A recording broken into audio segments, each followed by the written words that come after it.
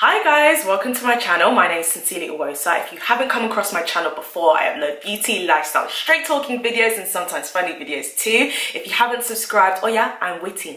Scroll down underneath this video and click the subscribe button. Please do subscribe. So many people who watch my video be keying in their bedrooms and commenting away, but y'all aren't subscribed. So subscribe, join the Sincerely Oghosa family, man. Where we've got lace, we've got Ashoy B for the family, we've got Gele for the family, and make sure you also click the notification button as well. So click subscribe and notification button as well so you can be part of the notification gang. Okay, so today we're going to be talking about the film Little. Now if you have watched it, if you haven't watched it, please leave your thoughts and comments below. This is an open dialogue as long as you're respectful, please. Any of you people who don't have the range and you're being rude and nasty, I'll just block you. So I watched Little with my best friend and I posted it on my Instagram stories, and one of my followers was just like, oh, like I didn't really feel it, I didn't really like it, I felt like she mentioned a few things none of which I agreed with. However, they were interesting points to add, and they're points that I really want to discuss in depth in this video. So she talked about the colorism and the fact that Marsai Martin, who, if you don't know, is an actress from Blackish. She plays Diane on Blackish, and she's a dark-skinned girl who is now starting a production company, and she's just making waves and storms and all of them things in Hollywood. And she is one of the executive producers for this film Little, and she's also the star of the film Little.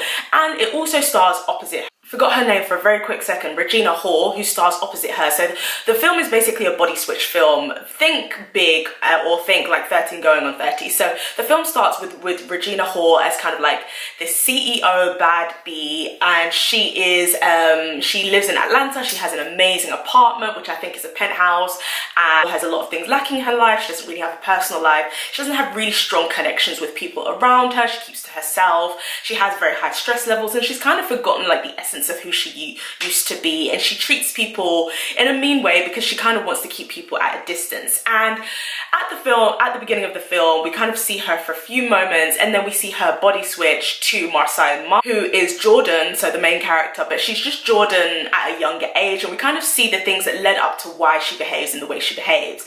Now, me personally, I really enjoyed the film, but this follower of mine was mentioning one thing about the colorism, which is the fact that Regina Hall is significantly, I wouldn't say that significantly, but when I put their pictures side by side, I can kind of see the issue that Regina Hall is significantly lighter skinned than Marsai Martin, and she thought that the casting was really terrible. I mean, this goes back to the very origin of the film. Like, this film was Marsai Martin's baby. She pitched it, I believe, to Universal, and then from there, Universal took it on and they began to like work with Will Packer and made the film like what it is today. So with movies, a lot of the time, like the executive producer, whoever has like the baby as their film, like this movie is their baby, and they think about it and they pitch it, usually they will be starring in the movie. Like, that's just how it works. So her and Regina Hall already decided before the film started that they would be in the movie and they would pitch it and make this movie happen.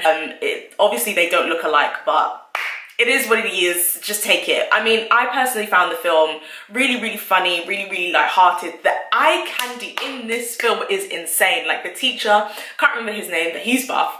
There was just candy of all sorts. So there was white candy, there was light skin candy. So the love interest of Issa Rae's character was light skin. Fine! Oh my gosh. And then there's Luke James. It was really funny. Like, it was never ever boring. There's always something going on. The jokes were good. Pardon me. The jokes were good.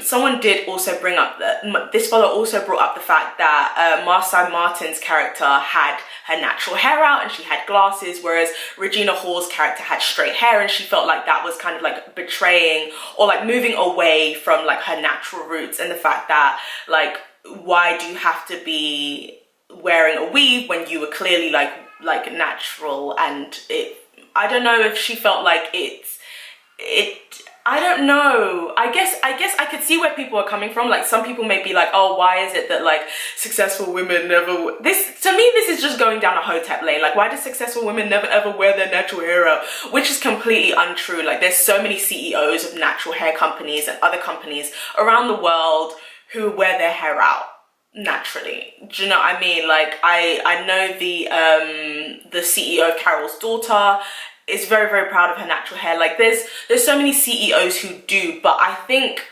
this film just decided to not. And you know what? I feel like we're also going down a route where we're kind of politicizing every single black film that comes out. Like every single black film that comes out can have a different genre and a different purpose. Like we're always saying, oh, blackness isn't a monolith, but I feel like when people say that, I don't think they actually know what it means. Like we don't have to stay in the same lane. Slay in all of your multiple different lanes, you know what I mean? It's like this movie was supposed to be lighthearted, romantic, funny and cute, and I believe it ticked all of those boxes. If we do want to have a conversation where, you know, we're talking about hair, we need to have specific movies that do that from the offset. And I do believe it's possible to have a film that tackles both things, that can talk about serious issues but also be funny. But this film wasn't meant to do that.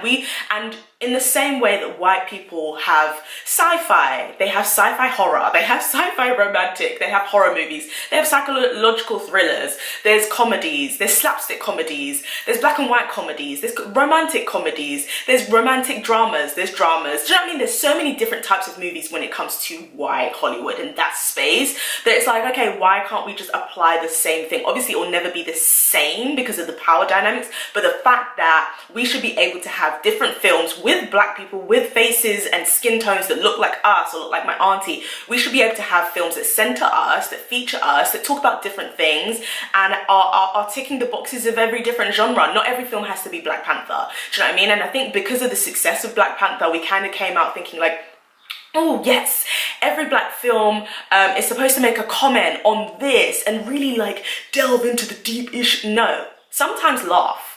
Do you know what I mean? There's such power in comedy, and the fact that, you know, black people have been doing amazing comedy for years anyway, so I don't know why the pressure on this film was so different. I guess because it had 3 black female protagonists to laugh. There's so much trauma that it's actually great catharticism for us to be able to just laugh at things that have nothing to do with the serious issues, especially the fact that the political climate is so heavy right now. It's actually good for us to be able to have some respite from all of that. A lot of the white feminists online who didn't back this movie in the same way that they backed a lot of their films like Lady Bird and Captain Marvel. Don't get me wrong, I love Lady Bird. Or like white feminists really pushed that movie and talked about it so much, but I really didn't see the same energy. Like, keep the same energy, but of course they won't, because the racism really is gargling in their throat, but they deny it. And I think their femininity helps, it kind of like denies them any culpability. But the fact that if they were able to push this movie in the same way, I'm not saying we need them to, but I'm just noticing the disparity and the fact that it was not there. That being said, I love the movie. If you haven't seen it, please go and watch it. Let me know what your thoughts are. I thought it was funny. I really loved like Issa Rae. Like, Issa Rae was just being cute, and like she looked stunning, and I loved her character arc. Like, I am interested to see what she's going to do next. I believe she's going to be in a romantic comedy next with Lakeith Stanfield, because I really want to see more of her, because like in this movie I felt like she was just playing like Issa Rae. But yeah, I hope that you guys enjoyed this video. I hope you found it useful. If you haven't subscribed, subscribe, and I will see you again soon. Bye.